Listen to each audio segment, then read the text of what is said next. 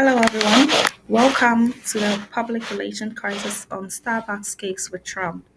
Here I have the introduction, the problem, the recommendations, the conclusions, and the references. Here, with the introduction, we will say that the public relation crisis between Starbucks and Donald Trump primarily revolved around issues related to the political climate during his presidency and the company's responses to controversial actions and statements by Trump. The protagonist in this context is often portrayed as a key figure in navigating corporate public relations, managing the backlash, and aligning the company's images with its values in a paralyzed environment. And then when we come to the problems, we say that here is a summary of the process problems faced by the Starbucks and how the company, especially its CEO Howard Schwartz, handled the case. The first one was the immigration ban in 2017. The problem concerning the immigration ban in January 2017 was that Donald Trump issued an executive order banning citizens from seven Muslim majority countries from entering the US, a move that sparked the widespread protests and accusations of discrimination. Starbucks faced immediate backlash when CEO Howard Schwartz announced the company's commitment to hiring 10,000 refugees over 5 years in response to Trump's immigration ban. And then the public relations crisis or the public relations challenge that they faced was that the statement was divisive. While some praises Starbucks for its commitment to social justice and inclusive, others saw it as a potential stance against Trump customers who supported the ban threatened to boycott Starbucks, whilst others called for even more action. And the second problem was that they were polarizing corporate stance. The problem with this polarizing corporate stance was that Starbucks' outspoken stand as an issue such as the immigration, the LGBTQ rights, and the political involvement increasingly put it at odds with Trump supporters and conservative customers. The company was seen by some as being too liberal or politically correct, which led to negative publicity and potential loss of the market share. And then the public relations challenge that they faced was that the CEO's public commitment to stand against Trump policies, including decisions to not allow Trump to use Starbucks as a photo op during his presidency, created friction. The brand had the brand had to balance its progressive image with the potential alienation of conservation customers who felt that the company was publicly opposing their views. And then I'll come to the Starbucks models here. When we come to the Starbucks business model, yeah, it is explained in the graph form. Here you have the revenue growth in billions, and then the revenue breakdown in billions for the past 2017. And then I'll come back to the recommendation to address all these crises or all these problems or all these challenges Starbucks faced during this issue or this crisis with Trump. I'll say that stemming from tensions and everything, the first recommendation that I will recommend is that they should commit to nepotism community engagement. What should they do when it comes to this? They should shift their focus from political controversies that to initiatives that promote community building and inclusive across the political spectrum. Example of such commitments is they should launch programs that bring together people with diverse political views for dialogue over coffee, emphasizing Starbucks as a space for constructive conversation rather than division. With this, they are going to improve and help reposition Starbucks as a neutral and welcoming brand while reducing the perception of political bias.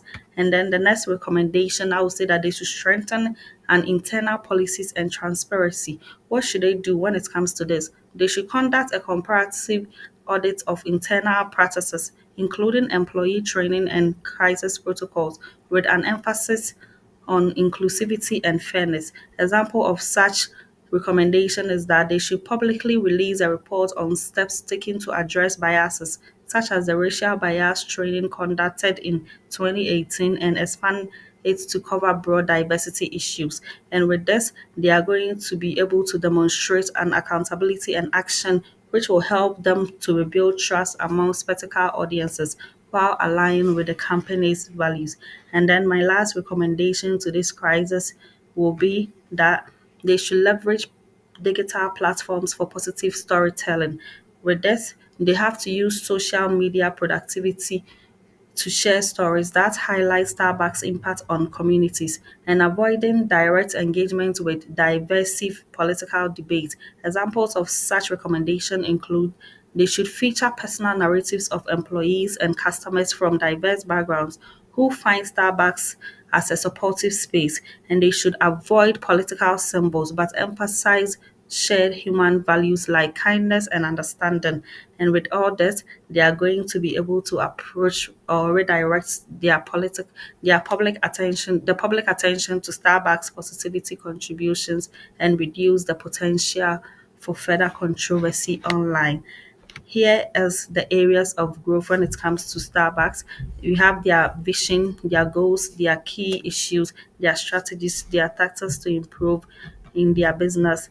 And then in conclusion, I would say that Starbucks consumers or their activism and ethical spending, they should have consumers the consumers should have the power to influence corporate behavior and political dynamics through their purchasing decisions.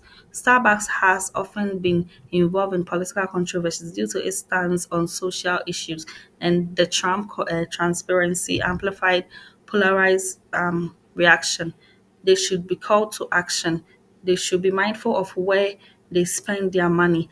They are where which companies they support, which will help value or aligns with theirs, but also engage in a dialogue and a constructive criticisms when necessary. They should also have a corporate responsibility conclusion.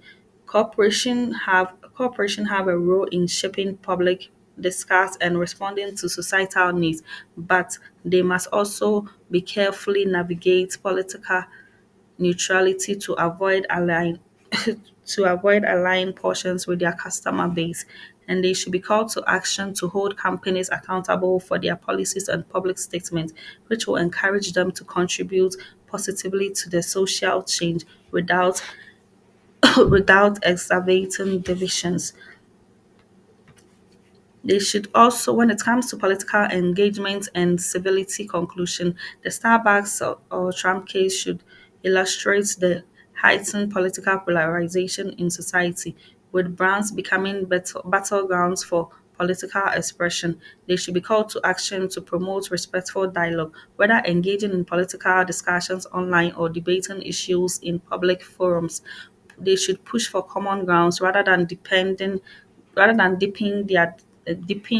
divides, and then they should also have a media literacy and narrative control conclusion.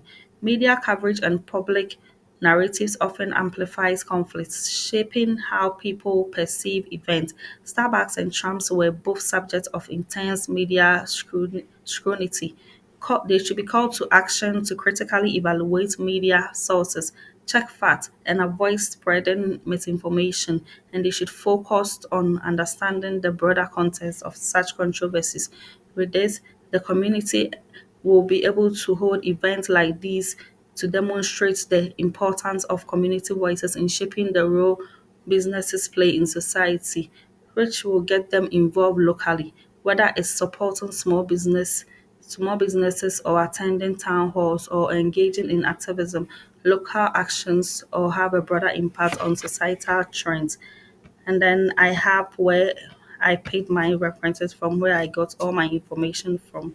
And then I would like to end here. Thank you so much for watching my project, and then I'll be hoping to hear from your feedback. Thank you.